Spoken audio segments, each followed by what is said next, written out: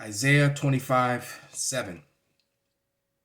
And he will destroy in this mountain the face of the covering cast over all people, and the veil that is spread over all nations.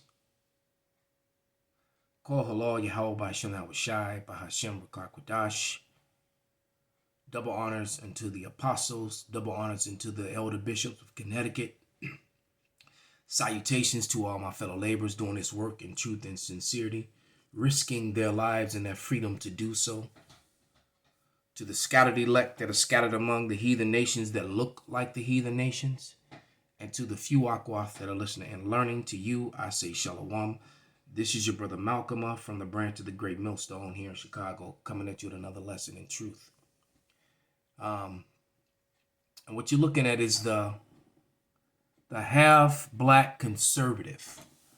And before I even read that, after listening to her video, when you hear her speak, she would look like, what people refer to ignorantly as a so-called black person, even though her skin is nowhere near black. But her spirit is the spirit of an Idumean. And it wasn't until I read the half-black conservative that I realized it. Now the spirit doesn't fail you, man. I was like, this girl's spirit is not right. She's got the spirit of Idumean. And after reading that, now I understand why she's on the defense for Esau, Edom, the so-called white man. And first off, before we even go any further, we're going to address two things. And then we're going to let her 45-second rant of her talking about things that she has no understanding of, making herself look foolish. And then and I think it was, I think it was like 375,000 views and a bunch of responses to a bunch of people that are just stupid, that are very ignorant, that skin color has nothing to do with your nationality. It's all about who your father is. And she's a light brown skinned woman, but your identity is through your father. And I have that strong feeling through her mannerisms and her spirit that it's her father that's the Idumean and it's her mother that's the so-called black person. So basically, she's making a rant about there is no such thing as white privilege. And she talks about all this black and white stuff. Black and white are both social constructs that were made up. Or you can look up the research of Dr. Jacqueline Badalora and the historian Theodore Allen. She also in this, I guess she read the book White Fragility by Dr. Robin DiAngelo. And that was her take on it. And the reason it offended her is because of who she is. All right.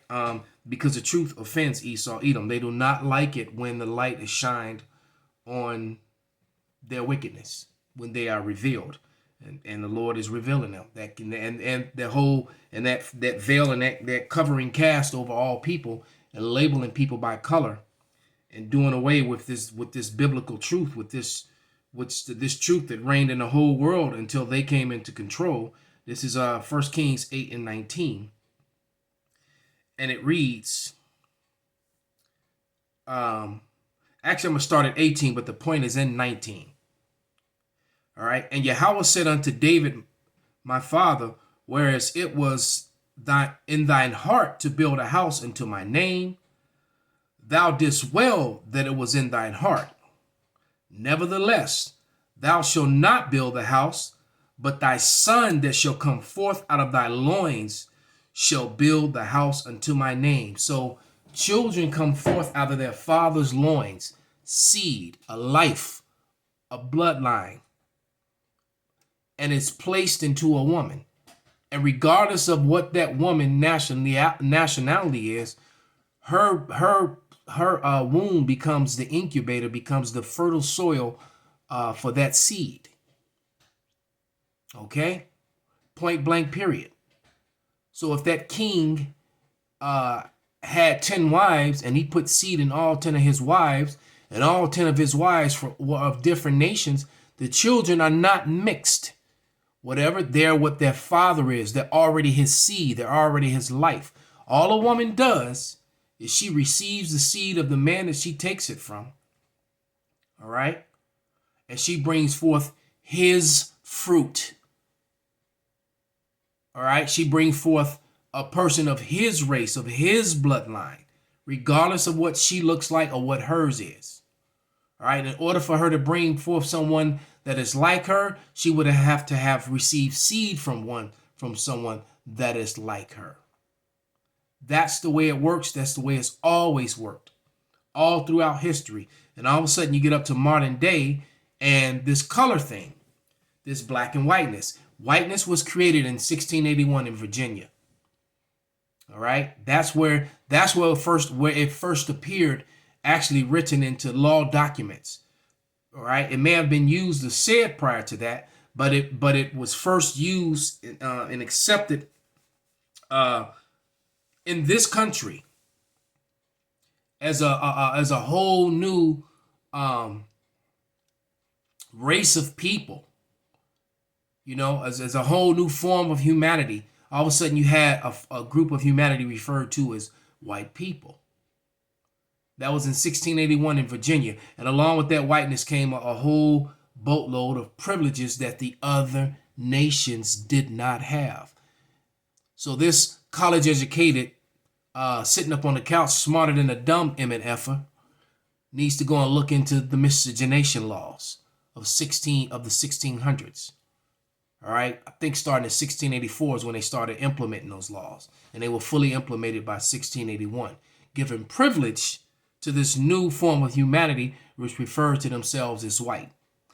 All right, so let's let her make a fool of herself proudly, as if she's proud in her ignorance.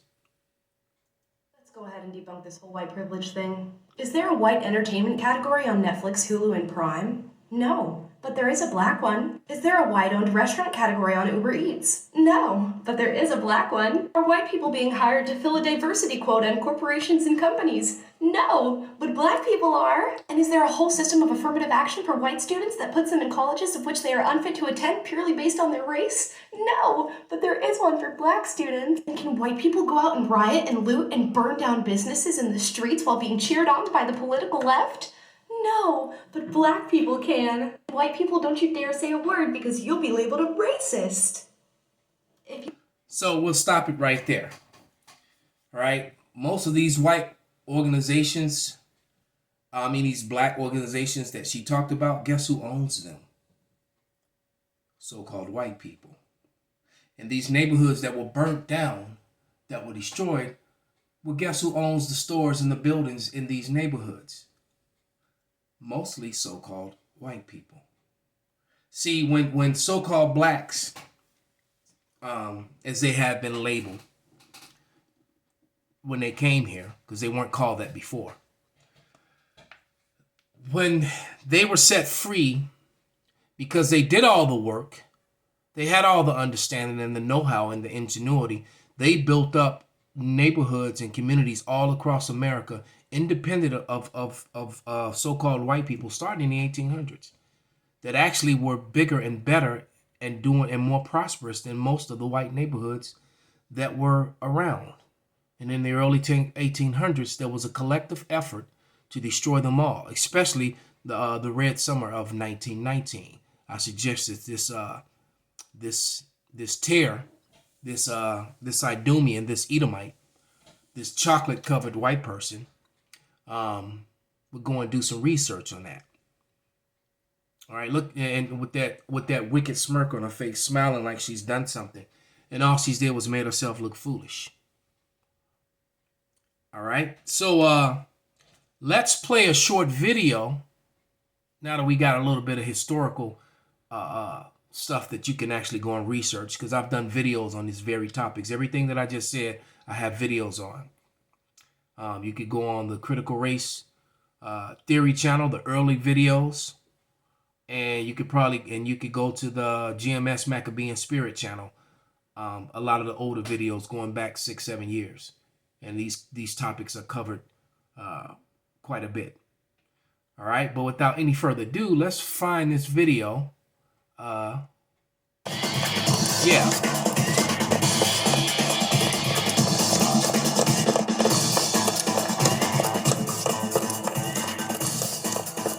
Let's turn it down a little bit.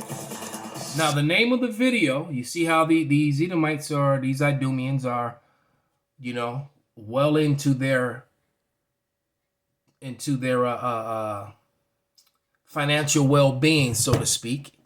And what you see at the starting line, the so-called blacks and browns. But she said there's no privilege, though. Okay? Because those little things that she said are for the everyday person. But the elites of this nation, there's no amount of affirmative action or anything, because guess what? They own all the places and businesses, Fortune 500 corporations and colleges and schools that allows this affirmative action, and that's all for political ploy, for political gains and tax write-offs and things that benefit, guess whom? So-called white people. But let's let it play.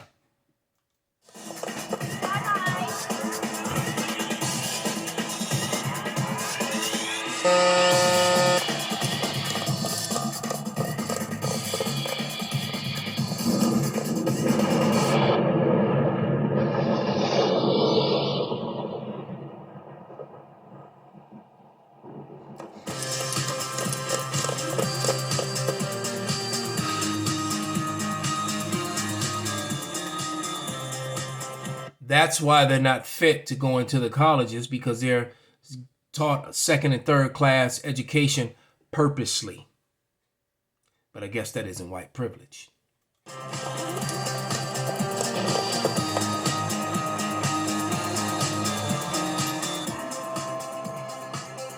Yeah.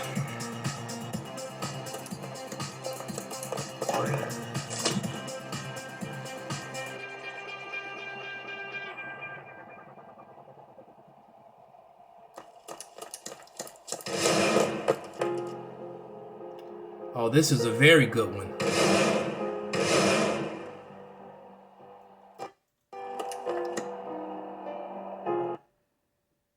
This is Isaiah 42 and 22. But this is a people robbed and spoiled.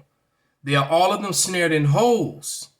They are hid in prison houses. They are for a prey, and none delivereth.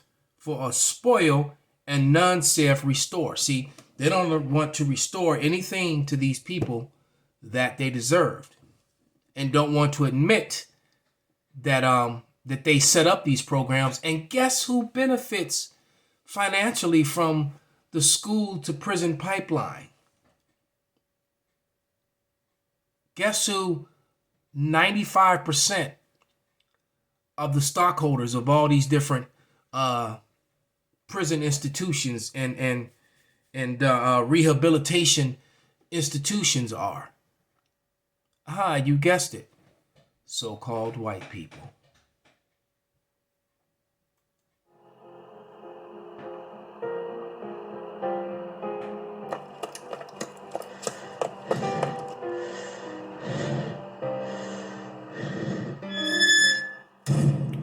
Could that be redlining?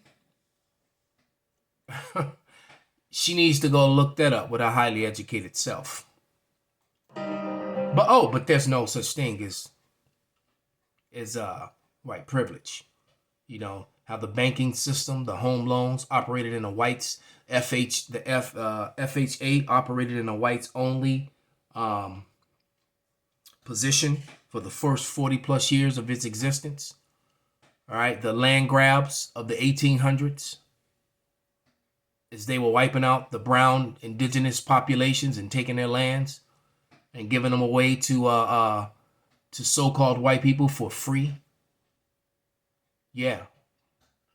Look up that history. Oh no, but there's no such thing as white privilege.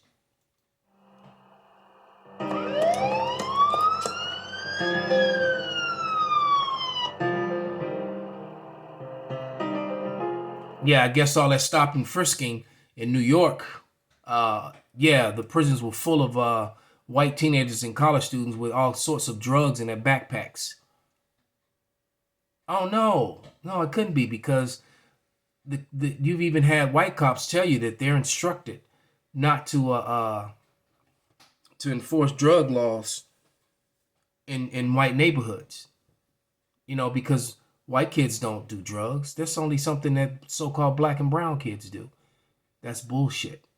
There is so-called white privilege. You never see white children in their neighborhoods spread over the hoods of police cars getting their backpacks and their pockets ran. All right? You never see their youth or their teenagers that being done to them. You only see that in so-called black and brown neighborhoods. All right? Why? So that they can fill up those prison houses. But let's continue.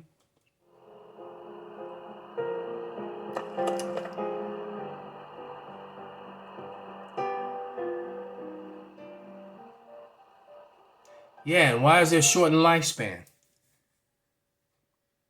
Think about it. The lifestyle, the food deserts, the things that are the type of food that they've been prescribed to. And all the commercials that advertise that lifestyle and those kinds of foods, all those fast foods and the different sugary drinks and things like that nature. And then they make that stuff cheap, easy accessible to them. So to think that there is no systematic racism and the white privilege that has benefited from it, it's a complete and total lie. A complete and total and disgusting lie.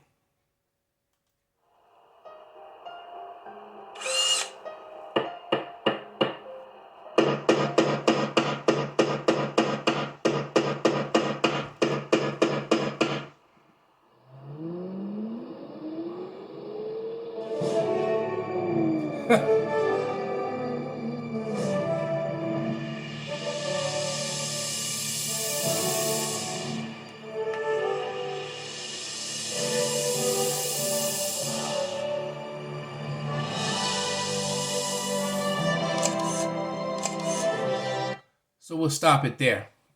And they tried to throw the woman in there. She benefited from it because she co-signed and supported this man all through everything that he did. Funny thing is now that so many of them are not dealing with these wealthy Idumean men because they gave them their own money, and so they're choosing to be with it's like everything's reversed, going back to the way it was, because the reason why the miscegenation laws were put into place, the miscegenation laws of the 1600s, is because the pale women were choosing to be with Negro and Native men here in the Americas and the colonies, and not white men. So they set those laws into place and gave themselves a privilege, and that kind of forced the women to be with them because life was too hard being with anyone else. So with that, we've debunked the conservative half-black conservatives' foolishness. Call halal Yahweh Ba'Shem Abishai Ba'Shem Rakakwadash Wa Abba Kwam Yasharallah.